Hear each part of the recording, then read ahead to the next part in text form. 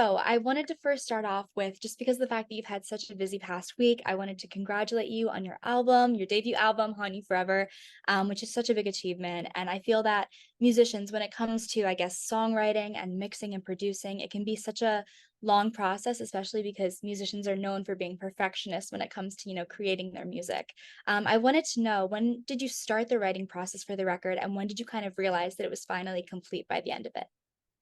Well, thank you for the congratulations, first of Of all. course. Um, I started the writing process. I mean, the first song I wrote for it, I wrote like 3 years ago. So like quite a while ago. I didn't write it with an album in mind necessarily, but I that was when I wrote the first song, and I finished writing everything about a year ago, except for one of the songs. So the writing process was kind of its own thing. And then I just realized I had enough songs put together, and then I really sat down or sort of locked in to record all of them, and I spent the past year doing that. So that was its own journey. So it was like a year of like knowing I'm going to do an album and recording that. So that was kind of the timeline. Yeah, absolutely. It sounds like such a process of mixing and producing, especially because the fact that you started it 3 years ago, you said. So it's been a long process along the way. Yes. And kind of one of the major themes of this album that I've noticed, it talks a lot about dating and all these concepts of building relationships and breakups and going through all of the things that people go through in their 20s. As a songwriter, what song did you kind of resonate the most with when writing, whether that be because the songwriting session was amazing or because of any personal experiences that you can kind of associate with the song that you're really proud of? I mean, obviously all of them are near and dear to my heart. I'd say the song "I Love My Friends" was one that especially resonates with me these days, and that one's not a dating one, to be fair. It's obviously, as you can tell from the title, it's about how much I love and miss my friends from back home since I moved to LA. Um, and that's just always something that's constantly on my mind, especially when I'm visiting home. I actually was back home in Toronto last week, and when the album came out, so I played it for all my friends, and they all were crying, and it was very cute. And so I think it resonated with them too. So that one's a really special one for me. Absolutely, that feels like such a full circle moment to, like, go back home and, like, show your friends and say, like, "Hey, this is, like, what I've been working on and what I've been pursuing for all this time," which is amazing. And Totally, then yeah. kind of, like, transitioning over to talking about, like, your influences growing up, I feel that for a lot of artists, their firsthand experiences with music kind of start in their childhood, whether that be because of a first concert or, music that their families played growing up. Are there any specific experiences that stood out to you when you were growing up that kind of influenced you and kind of made you think, "Oh my gosh, I would love to be a part of that one day. I'd love to kind of make music and connect with people this way." Yeah, it's not exactly a concert, but I used to do beat battles in Toronto growing up, and I've talked about this before, but so when I was 16, I did a beat battle, which is basically where you go on stage, play your beats against another person, there's judges, whatever, you get it. But it was me in front of a crowd of people who are all there to see music, and I'm surrounded by these people that do music, and it was just like such an insane like energy that I'd never felt before, even though I've been making music for a couple years at that point. And that's kind of when I was like, oh, I need to do this. So that's what stands out in my Yeah, mind. exactly, especially because you have so much energy carrying off from other people as well. Mhm. And that kind of brings me to my next question is just because the fact that I know that you've supported Arden Jones this past year or this year for the Age Tapes mini tour, being that you kind of worked alongside of him in the studio on his music, how was it kind of seeing people react to your music firsthand and kind of live in a live concert setting of that sort?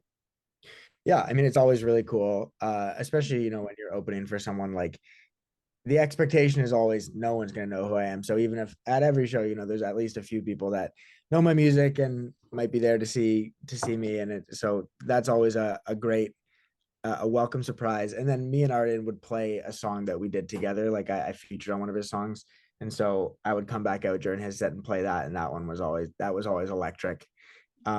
So yeah, it was really fun, and to see people sing all the words and everything is always amazing. Yeah, of course. I bet it was amazing to actually see that, firsthand experience as well.